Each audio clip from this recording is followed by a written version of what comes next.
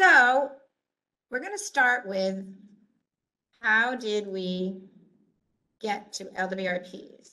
And if my slides would advance, there we go. So I'm going to talk about the Federal Coastal Zone Management Act, the New York State Coastal Management Program, and then how local waterfront revitalization programs fit into all of that. So it all started with the Federal Coastal Zone Management Act of 1972, back when I was in high school. States, that act said that states could develop a coastal management program and that it was a federal and state partnership. And of course, the goal is to protect the coastal area and the resources along the coast. And the program decided to incentivize participation by providing funding and regulatory authority to the states. So what that means is the states that have their own coastal management program can review federal actions for consistency with their own state coastal management program, which is a pretty powerful tool that states can use to manage their coasts. And what the regulations say is that certain federal actions can't be undertaken unless the state finds that the actions are consistent with that state's coastal management program. Of course, there's an appeal process, like most things. Then New York State decided, yes, we do want our own coastal management program. So in 1982, the state adopted the CMP, as we call it, which is a land and water use management plan for our state's coastal area. In that CMP, there are 44 enforceable coastal policies, and they cover a whole range of issues: flooding, public access, wetlands, energy, erosion, fisheries in the coastal zone. And that's a link down at the bottom of that slide. And these sessions will all be recorded or are being recorded as we go, and we'll be posting them for reference for everyone as well. So the program started out with the coastal area, as you can see on this slide. It's the part highlighted in yellow around the state. Of course, it's the Atlantic Ocean, Long Island Sound, the Hudson River up to the Troy Dam, the tidal part of the Hudson River, Lakes Ontario and Erie coasts, and then the St. Lawrence and Niagara rivers were included at the beginning. Tributaries to those waters, as they're defined within the coastal area, which is roughly 1,000 feet inland, but it does vary throughout the state. It was all part of a public process to put the coastal area in place so that it varies around the state in different communities. When the CMP was being developed, the state and the federal government recognized that two laws were needed in order to be able to administer the coastal management program. The first one was the Coastal Erosion Hazard Areas Law. We call that CEHA, and DEC administers that law through a permit program. And you also might be familiar with the regulations associated with that. Part 505 of New York Coastal Regulations. And the permit program is aimed at regulatory activities when there's land disturbance within those mapped CEHA areas. And this is important because it comes into play when we're talking about, especially about the policies for erosion control within the state coastal management program. Then the second law that was needed is the one that's really our Bible for the program. It's Article 42. You'll hear us talk about that a lot. Waterfront revitalization of coastal areas and inland waterways. And what that law said was that the New York State was designated as the administrator of the New York State Coastal Management Program. And it asked us to provide technical support to local governments. That's part of our charge in the law. So that's why we're here with you today. It enabled the creation of the state coastal boundary and provided a framework for that coastal consistency review of actions. And it also allows municipalities the option to participate in the CMP with their own local LWRP. In 1982, the New York City LWRP, as they call it, they have a little bit different name, but it's essentially a similar program, was the first approved in the state, in the city. And then our office, the Department of Planning and Development within Department of State, guides communities through the completion of the draft LWRP and review of the program by state and federal agencies. And then we help with implementation funding as the years go on. Article 42 was amended several times, so I'm just going to mention a couple of those important amendments. So in 1986, only a few years after it was approved by the state, it was recognized that there were other waterways in the state that were important. Well, what about Lake Champlain? What about the Finger Lakes? What about the Mohawk River? Pretty substantial waterways. So Article 42 was amended to add the opportunity for inland waterways to be added to the law. And how this happens is through legislation sponsored by a New York State Senator and Assembly person. And then once there's a small bill that gets written that says such and such a waterway is be added because of these benefits to the local communities in the state. Then once they're designated, they're actually listed in Article 42, Section 911. Currently, there's a long laundry list of over 200 creeks, rivers, and lakes and canals that have been added over the years. So then it gives the municipalities adjacent to those waters the benefits under Article 42, the funding and technical assistance. So this is a map showing both the coastal areas and the designated inland waterways up to this map's maybe 6 months old, but pretty much all the waterways. So you can see a fair amount of the state has the designated inland waterways or coastal area near local communities. Then another amendment was in 1992. It was recognized that harbor areas needed special management techniques to address conflict, congestion, and competition for space in harbor areas. And so the amendment and additional 600 regulations were added to provide those functions. And we're going to go into more detail about this in session 6 when we talk about section 4 of the LWRP. Then in 1999, the Long Island Sound Coastal Management Program was added. This was through a grant from NOAA and support from the Long Island Sound Coastal Management Commission. And it tailors the state coastal policies to issues faced by Long Island communities. This is the only regional element of the CMP. Sometimes people ask that, and other states have more regional elements than we do. Partially, I think, because we have the opportunity for the local waterfront revitalization programs. Then the implementing regulations are also very important to know about. So they're the 600 to 603 regs, and they cover everything from those coastal policies and the consistency review, procedures for review, submission, and approval of the LWRP. Then 602 is some special procedures for amending the coastal area boundary, designating significant coastal fish and wildlife habitats, which we'll talk about later, important agricultural lands, and scenic resources of statewide significance. Then 603 is regs related to harbor management plans. So let's now switch gears a little and talk about the local waterfront revitalization programs. And this tool, the LWRP, is a way that state and local governments can work together to preserve, protect, and promote the resources along our coast and inland waterway areas.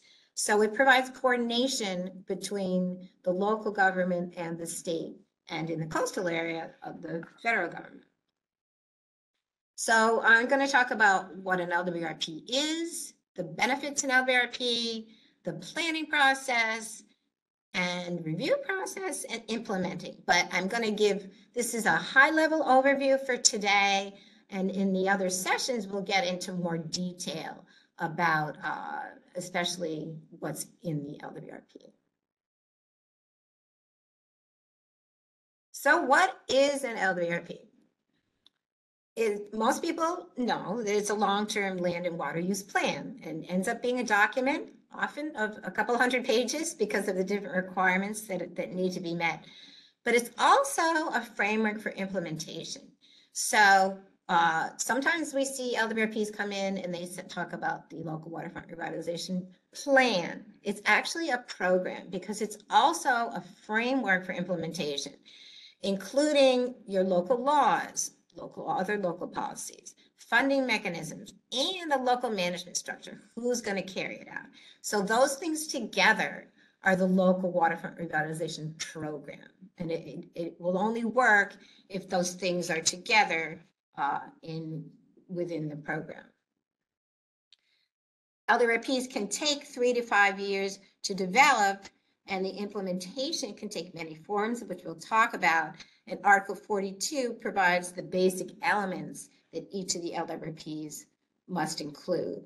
So since 1982, over 100 municipalities in both inland and coastal areas have prepared and adopted LWRPs. Some of them are joint LWRPs between one or a couple of communities, but most of them are single municipality LWRPs.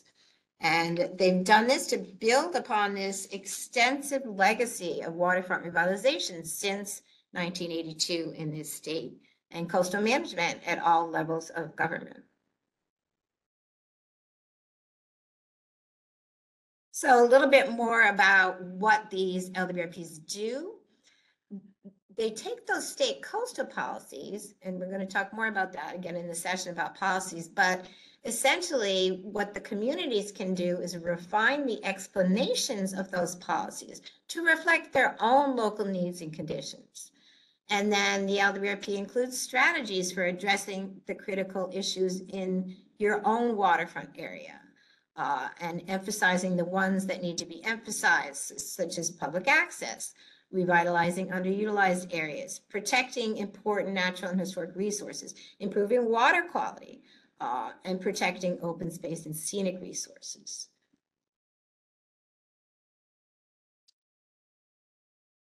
One thing that is good to know about is what we're going to look at when you're working on the LWRP and it gets to the later draft stages. How do we decide that it's going to meet the requirements of Article 42? So these elements in section 915.4 and 915.5, this is kind of a summary of those sections, but this is what our attorneys look at when they're deciding whether the LWRP has enough information to become part of the coastal management program. So does it include waterfront uses which require a benefit from a waterfront location? And that is a really important one. That's why we're here. The program started in the 70s with the federal government looking at legacy industrial contamination on the waterfront and areas where we'd like to be able to access the waterfront. So this waterfront uses in the waterfront area is a really important part of the program. And getting people to the waterfront, public access, preserving the scenic, historic, cultural, and natural resources in the community.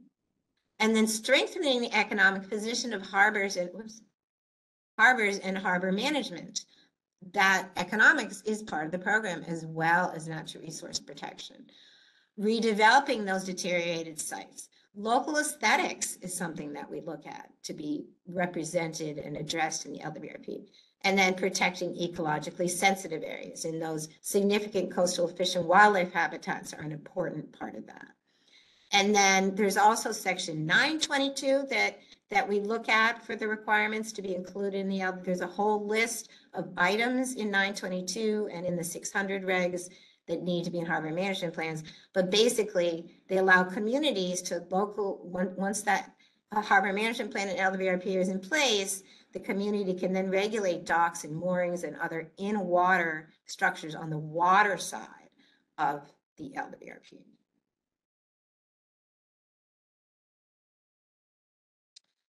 So this is a lot of work to do one of these. It could take up to 5 years. So what are the benefits to the community? I know there are a number of villages and towns that have joined today.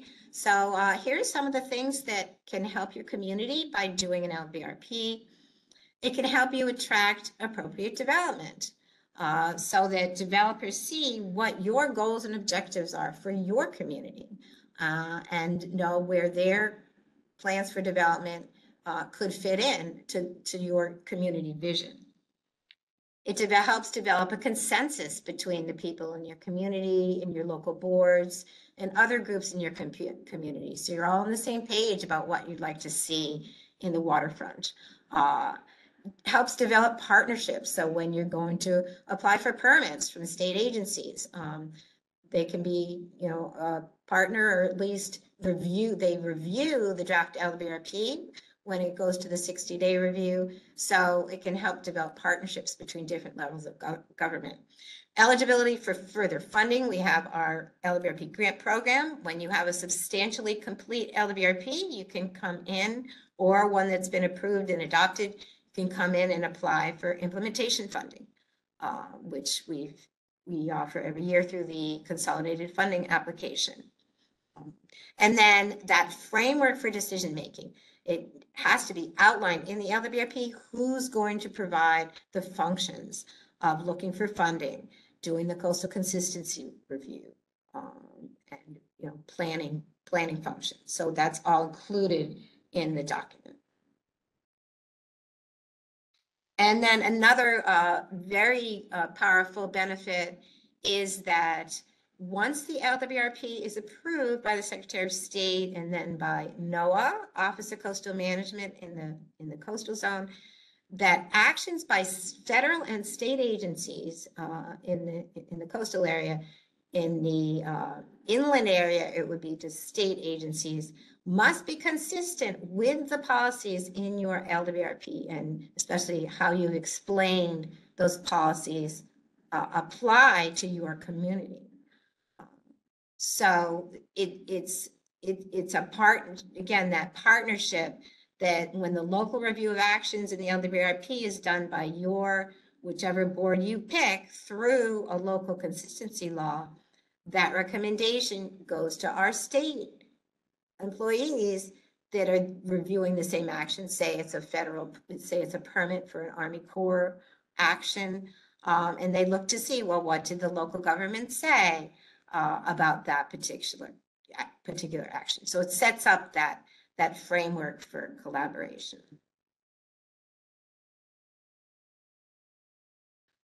Okay, so that was pretty much background on the CMP, federal coastal program, and what an LWRP is. So now let's do a little bit more overview of how the LWRP planning process starts, and just a high-level overview of the LWRP itself. So to prepare an LWRP, there's a planning process, and if your community has a grant, these things are all outlined in the grant work plan or work program that's part of the state contract. So a waterfront advisory committee is required, and it's really important to get that committee in place. I've worked with communities, and other people have too, and when that committee has not been a strong component of the planning process, and sometimes it falls apart near the end when there aren't enough connections to the community with this LWRP that's been underway. It might even be near the end, but all of a sudden people need to be involved. So forming a committee with diverse membership is important. Developing a vision and goals and objectives is required. Then an inventory and analysis of local resources is done. That includes previous planning efforts and actions, public outreach. Usually there's 3 public involvement events required, but they can take different forms. Then drafting and reviewing the 7 required sections, appendices. Seeker is required for the community to go through before the plan goes to 60-day review. And then the local government accepts, at that point, doesn't adopt yet, but accepts the LWRP by resolution. And we're going to, in the very last session in May, we're going to go over these steps in more detail. so you don't have to scribble all these down right now.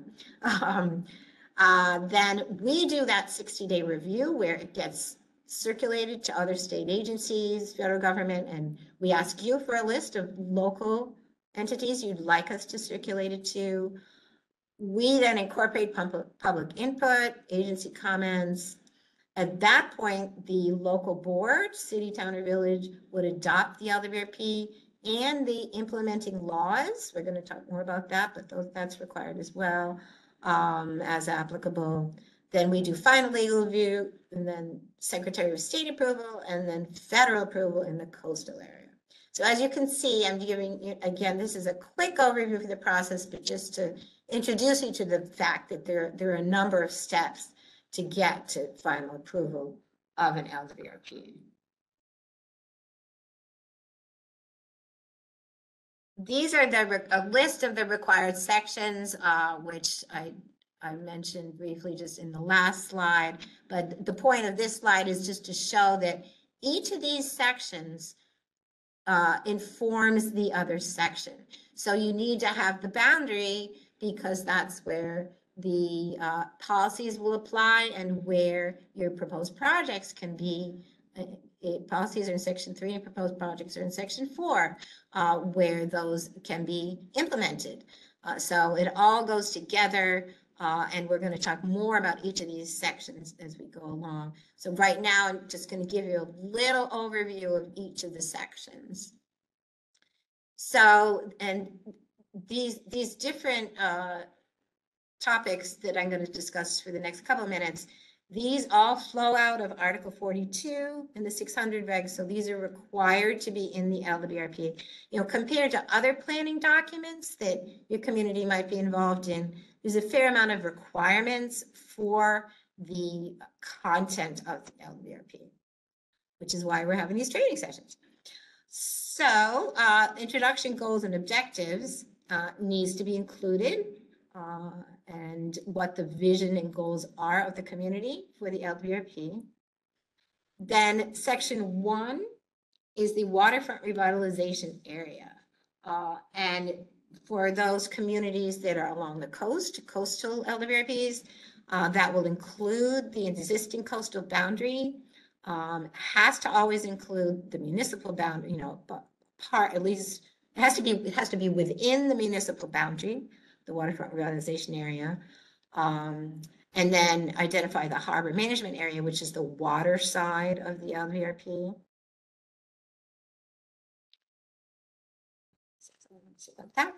Section 2 is the, I guess there is a couple other things I want to say about that. That for coastal communities, again, we'll go over more of this next week for the boundary, but just as introduction, for coastal communities, we have the coastal area boundary to start with, flowing from 1982 from the CMP. For inland waterway communities, we work with the community to define what that boundary will be in your local waterway that is applicable to your community. So it's a little bit different in defining the boundary for a coastal community and for an inland community. There are criteria, which again, we'll talk more about next week. Then section 2 is inventory and analysis of the natural, historic, cultural resources. And this ranges from public access to scenic resources. This section should identify challenges, flooding and erosion, economics, water pollution. These things all need to be addressed because they're all listed in the regulations. Section 2 will also include opportunities. Where are there new public access areas if there aren't enough? What scenic resources need to be protected? So there'll be a list of your state and federal register resources. Where are there priorities for tourism and economic development? So it's not just a list and an explanation of the resources, it's also the challenges and opportunities related to those resources. So that's what we call the analysis, looking at what those challenges and opportunities are. And those of you that have been working on LWRPs, you will see that we ask that often. Where's the analysis? So it's good to think about that from the beginning. What does this mean for our community? The fact that we don't have enough public access. Where do we want it? And then in section 4, you'll talk about your proposed projects to then implement those needs for public access. And we'll talk about that in the session on inventory analysis, but we have some resources that we will send you when you get to that point in your planning. We have a checklist and different tools that can help you with the inventory analysis. Then section 3 is the local waterfront revitalization policies. And I touched on these a little bit earlier in the high-level overview. But what these are regulatory statements of action for regulating your coast or your waterway to protect the resources that you want to protect and manage development. These policies, which the policy statement always has to stay the same, it's the same as what's in the state CMP. These are derived from state law. So that's why the words in those policy statements can't be changed. Each word is derived from a whole suite of state laws. And then they'll also be supported by municipal law when you adopt your LWRP. So there's 44 in the state CMP. Then on Long Island Sound, when they did the Long Island Sound Coastal Management Program, they kind of reorganized the 44 into 13 sets of policies that relate to the issues on Long Island Sound. So Long Island Sound communities can use that 13 set of policies, or they can use the 44. And then in the last few years ago, we took the state policies and we made some revisions for designated inland waterways, mainly changing the word coastal to, inland waterway impact, and some other very small changes to those policies. So if you're doing an inland waterway, LWRP will provide you with that. Actually, I actually got that posted last week on our website. So that's available as well for inland waterways. So what happens is local actions, proposed development, proposed permits, or funding are reviewed for consistency with those LWRP policies using a local consistency law that the community needs to adopt. So an example is preserving and protecting tidal and freshwater wetlands, preserving the benefits derived from these areas. That's the policy statement. And then there's an explanation to that policy. And the community can add information about local wetlands and impacts that they're experiencing. Okay.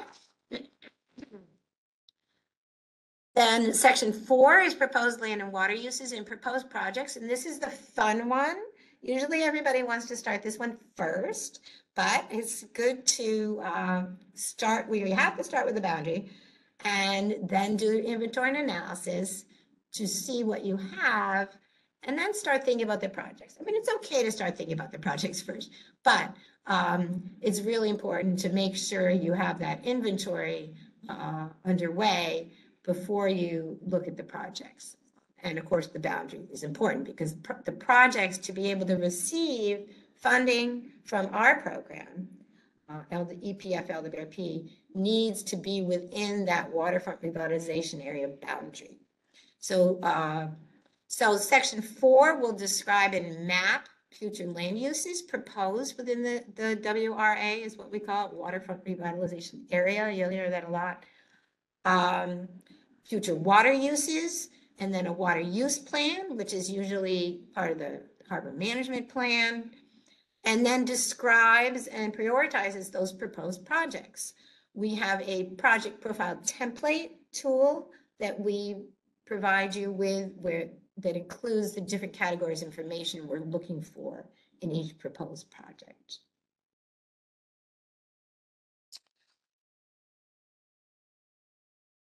Then section 5 is one I think that, again, sometimes gets left till later in the process, but it needs to be thought about near the beginning of the process.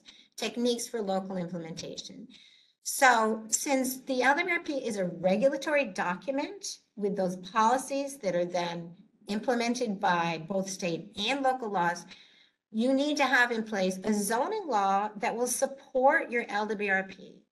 For example, if you have a river that had industrial zoning along the river, which is now pretty much in decline, and you want to do mixed use and public access and other things where that industrial zone is, you will need to change your zoning, amend your zoning to have that district change from industrial to another designation, mixed use or open space or whatever, before we can approve the LWRP. Your local laws need to support what your vision and goals are in the LWRP. Other laws like site plan, stormwater management, flood damage prevention, you might want to propose design guidelines if historic preservation in your waterfront village is important. And if you talk about that in the LWRP, then proposing some type of historic preservation law might be needed. Also, we require a local consistency review law, and this is basically a law that helps you review proposed projects and permit applications and proposed development with a checklist that's attached to it that is basically checks that development project against the coastal policies in the LWRP, 1 through 44. And you go through that checklist. So it's a tool to review proposed development with your LWRP. Then another technique is a management structure. What local board is going to take care of reviews, financial resources can be or should be listed in section 5, and the staff that will take care of administering the LWRP, and then potential future actions, catalyzing private property investment. For example, if the community puts in place design guidelines, then developers then need to adhere to those when they're proposing private development. Then section 6 is one that we actually provide. Sections, I'm going to go into more detail in this in one of the later sessions in this training, but it's basically a pre-approved list of state actions and programs, which are Article 42 says should be taken in a manner consistent with the LWRP. For example, DEC's suite of regulations that they administer, and then also a federal list. So we'll talk about that in another session. And then finally, the last section 7 is local commitment.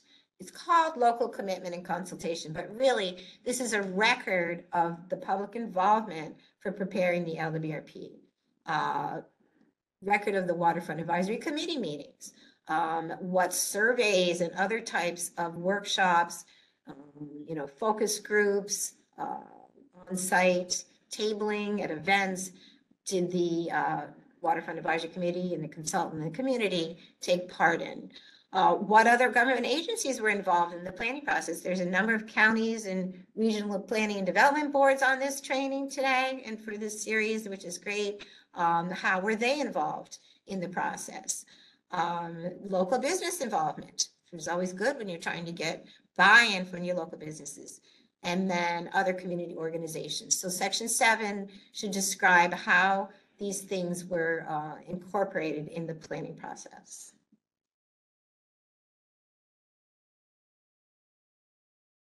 And then seeker, just a brief mention that communities should initiate seeker and submit that documentation just before the 60-day review. Our attorneys like to see that in place, the EAF, the negative or positive declaration. Most LWRPs are a neg deck, but if there were some major projects proposed, it could be a pos deck. This needs to be done just before it gets to that 60-day review stage. And that's also part of the grant work program. It's required in the grant work plan. Then once it's all completed in the draft form, just to mention in this review process, that we found a few years ago that, you know, we were getting full draft LWRPs and then having to ask the community to go back and change things from, say, even the boundary at the beginning. So now we're asking that the sections be submitted sequentially so that we can look at the proposed boundary and make sure that it's correct, make sure it's all within the municipalities that are doing the LWRP, just for simple example. The assigned project manager here, each LWRP has a staff person assigned to it, reviews and comments on those sections, sends them back to the community. You would then address them, resubmit. Sometimes this happens several times, as those of you that have done our LWRPs know. Then eventually we'll forward the sections to our legal and coastal consistency staff, who review it with their expertise, and then those comments would then be addressed by the community. So it's a back and forth process over several years. Those of you that haven't done one, it's good to know that, you know, it can be a 3 to 5 year process for getting these done. And once it's done, what does implementing mean? Well, it means that local actions will be reviewed for consistency with your LWRP, your vision and goals, and all the things that you want to do in your waterfront of your community. Applying for grants and funding capital projects that are mentioned in the LWRP. Local land use controls will help regulate in your zoning area, using your zoning, what you'd like to see in the waterfront. And then, of course, stormwater management, communities that have a CHA law, that's coastal erosion hazard area, that's really important for implementing the LWRP. And then eventually you can update it. There's a process for amending and updating the LWRP if you want to do that. Funding for LWRPs is through Title 11 of the Environmental Protection Fund. And we have a 75% state funding, 25% local match. It's all reimbursement. You do the work, then get paid, reimbursed for what you do. In EJ communities, it's an 85% state, 50%, 15% local match. The eligible applicants are villages, towns, or cities located on the coastal area or one of those designated in the waterways that's listed in Article 42. And it has to be a portion of the boundary needs to be contiguous with the coast or a designated inland waterway. And then counties can apply with the consent of one or more village, towns, or cities located on those waterways. We're encouraging that the LWRP is in our new guidance document that'll be coming out hopefully next week. We say up to 3 communities because we're finding that that's the most manageable way to do this and relate it directly to the regulations. And if you wanted to do more than 3, you would need to discuss it with us. So, okay, and then just to note that our categories in 2023, we have different categories each year in the request for applications. We always have preparing or updating LWRP. In 2023, we had updating an LWRP to be more resilient to climate risks. We're doing a lot of work with that, with other units of our office as well. Preparing a LWRP component, including a watershed management plan, and then implementing through projects is another category. All righty. Okay, so I just wanted to share a little bit more in depth about the planning process and community involvement, and a little bit about procuring consultants. The community involvement is just really important for an LWRP. So that's why we wanted to go into a little more depth with this.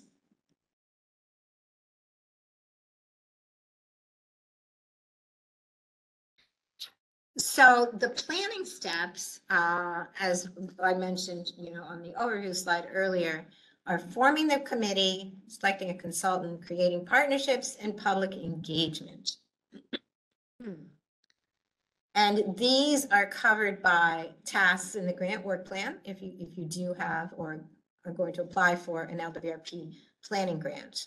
So these things are, well, 1, 2, and 4 are required. 3 is just one to keep in mind. So the Waterfront Advisory Committee, we recommend between 10 and 15 members for a working type of committee such as this. It plays a critical role in the process, so it's really important that it's well thought out from the beginning as to who's going to be on the committee.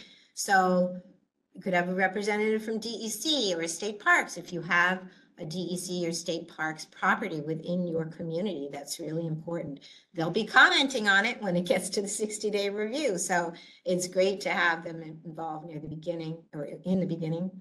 County agencies, as I mentioned before, your town, village, or city local agencies, the planning board, member from the planning board, member from the zoning board, conservation advisory council, recreation committee, nonprofit organizations that are important in your area, and then local businesses. So, you know, 1 or 2 from each of those is recommended.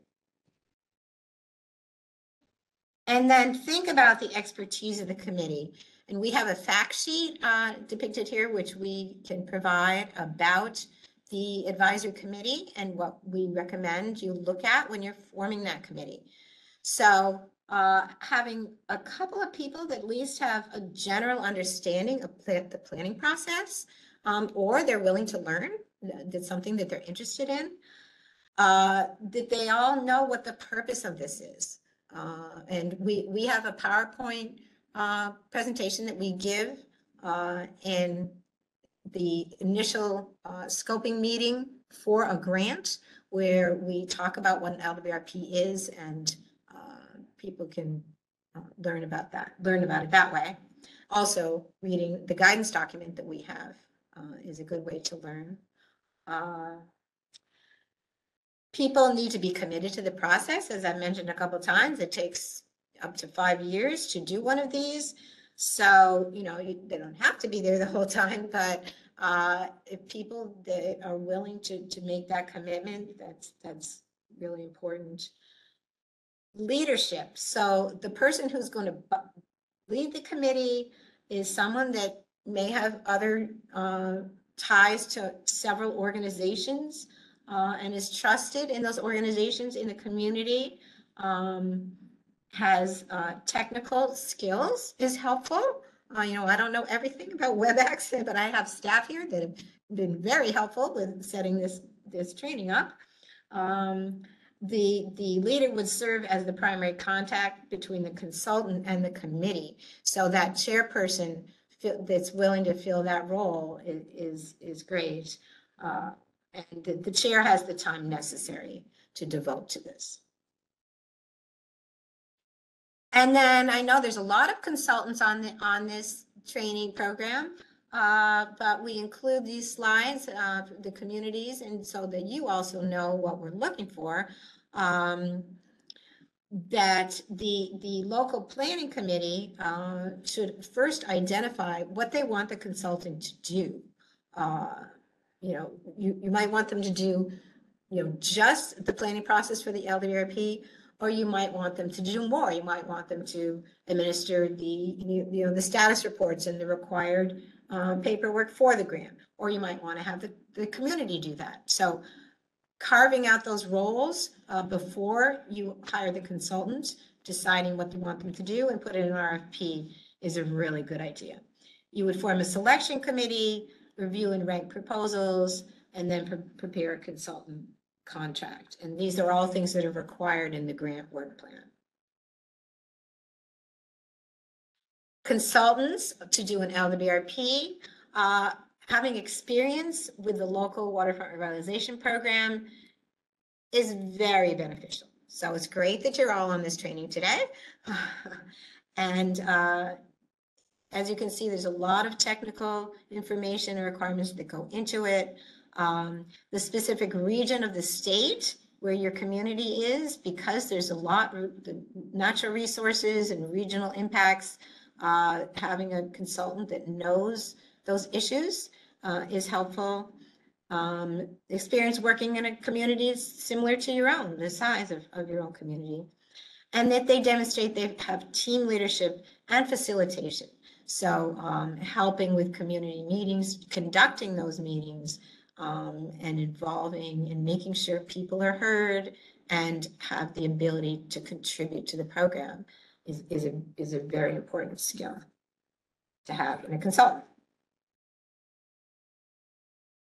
Then creating partnerships, and this is just, you know, a reminder that the Waterfront Advisory Committee is that overarching committee that will be in place to make those connections between the consultant, the municipality, you know, the mayor, supervisor, other board members, other agencies at the state level and local level, and the community, helping with public participation. So creating those partnerships, and you know, there might be some people on your committee that are good at that, and other people that are good at reviewing the draft documents. So people all have different expertise that they can provide.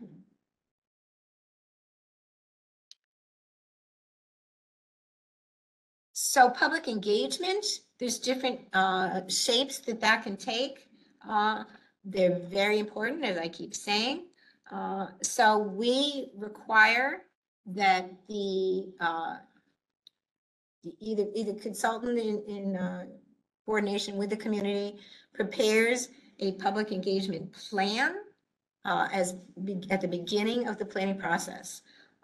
So that way, everything is spelled out as to what types of public engagement events are going to take place during the planning process.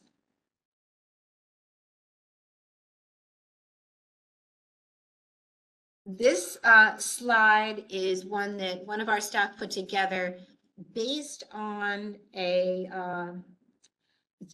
what's called the Spectrum of Community Engagement to Public Ownership, developed by Rosa Gonzalez of Facilitating Power. And it shows the typical opportunities for public engagement within the LWRP planning process. So you start with collaboration, and again, the Waterfront Advisory Committee starts with that. Then the informing is that community outreach plan I just mentioned and what's going to go into that plan. And then involving. And our grant work plans require at least 3 meetings or workshops or in-person focus groups, different things. And so that's when you'd involve the community in the planning process, and they build on each other. You know, what I always find is a few people come to the first one, more the second one, especially when they want to see what the projects are. And then in the third meeting, you get people that said, I didn't hear about this, but then you capture them, and so get them up to speed on what this is all about. So, so an example for public involvement techniques. So what do you think public involvement techniques could be used with these whitewater kayakers?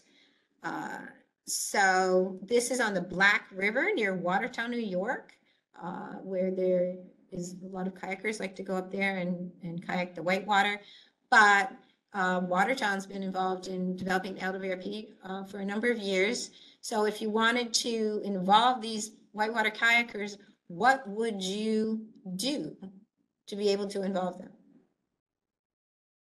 So we don't have one of those polls set up, but I do have some ideas. I think about it for a second. So how about a survey? You know, you could, when they get out of the water with their kayak, you could survey them. What do you like about this public access? Is it challenging to get into the water here? What would you like to see? Interviews with individual kayakers, if they're if they're interested. Where are you from? How did you find out about this place? What you like or what don't you like? A table at their event, so going to where they are, putting out a table about the LWRP, what it's all about, and how important public access is.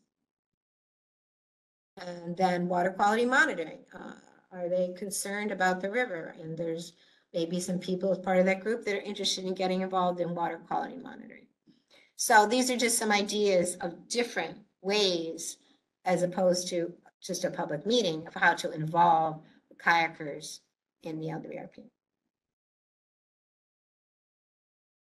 Then the final step in this continuum that the planning professional prepared was ensure procedural equity.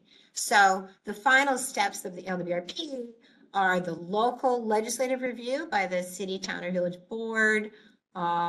Then DOS does the 60-day review circulation to state agencies and federal agencies, but it's also publicly posted for all the review.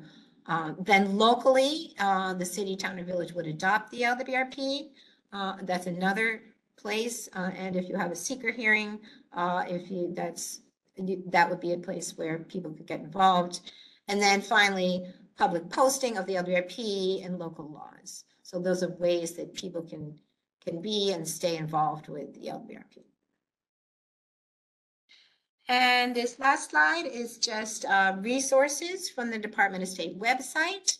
Again, we'll make these available. And just to note, we said when we were advertising this that we have a new guidance document, which we've been working on for a year. It's at our executive office right now, and we're hoping it'll be out before the next session. But anyway, within the next week or two, we'll have that available. And that's going to have a lot more about designated inland waterways as part of the LWRP planning process than the original edition had. Okay, we're just at 10:29. So what we'd like you to do is continue to, well, I guess if you could get your questions in now and then pretty much wrap up the questions, and we're going to look at all the questions, and we'll take a little break right now for 5 minutes, and then we'll come back and answer questions. All right, thank you, everybody. So the first question is, members of our LWRP are unable to attend all Thursday sessions. Will be sent the recording so we can view them at a later date? Yes, we are going to compile the recordings and we will send them out. I can't say exactly when that will be, but we have all your email addresses and we'll be sending them out at a later date. I just wanted to mention I'm in another room with our staff here that are helping out. Lisa, Josh, Kazim, and Amy. We're helping with all the questions and with the whole thing. Okay. The second question is, can additional waterways be added as designated waterways? What is the process? Yes, major inland lakes, rivers, and creeks can be added to the list. It requires state legislation, as I mentioned in the presentation, that's introduced by your senator and assemblyman, and it's in section 911 of Article 42 is where the inland waterways are added, and it takes a bill introduced in the Senate and Assembly and then approved by the governor. The inland waterway needs to have public access. So public access and, be able to be used by boats and swimmers and have other activities on it and be able to have enough public access area that the community has opportunities for waterfront revitalization. And yes, a community member would reach out to their state representative to initiate the process. So we don't initiate it. It's something that you do at the local level. Okay, next question is, are there any best practices for transitioning LWRP projects between mayoral administrations? We're in the first year of a second 4-year term here in the city of Lackawanna. If our current project today takes longer than 4 years to complete, a handoff of some sort will be required. So we could always come back in and do that initial LWRP presentation that we do at the beginning of the process. I've done that before when a new mayor comes on board. And I've gone back into one particular city, given that presentation for the new mayor and the board of trust, city council. So that's one way. We can do site visits, come in and visit with the new mayor. If the rest of the board feels like they're up to speed, but just the mayor wants a one-on-one, we can do that. Any other ideas? Our consistency review unit offers trainings in local consistency review, and that's often something that new municipal officials benefit from learning about. Yeah. And sometimes a consistency unit could do a couple of municipalities together for training as well. Can you explain more about how DOS provides Section 6? We will email you the correct version of Section 6 when it gets to that point in the LWRP planning process.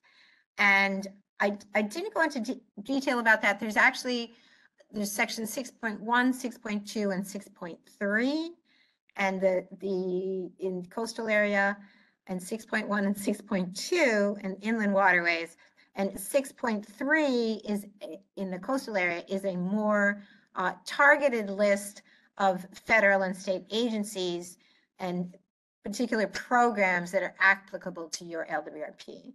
And then in the inland waterway area, you have 6.1 is state actions and 6.2 is that targeted list. So there's a few more details about Section 6 that those are the details. And we'll talk more about those in this session on near the end of the training.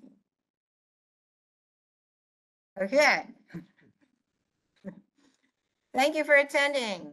We will see you next week for the Waterfront Revitalization Program Boundary, and have a great time viewing the eclipse. It's supposed to be 60 degrees on Monday. I'm going out to Canadice near Honeoye, New York to be with my son and daughter-in-law to see the eclipse. So I hope everybody has a good weekend, and thank you for attending.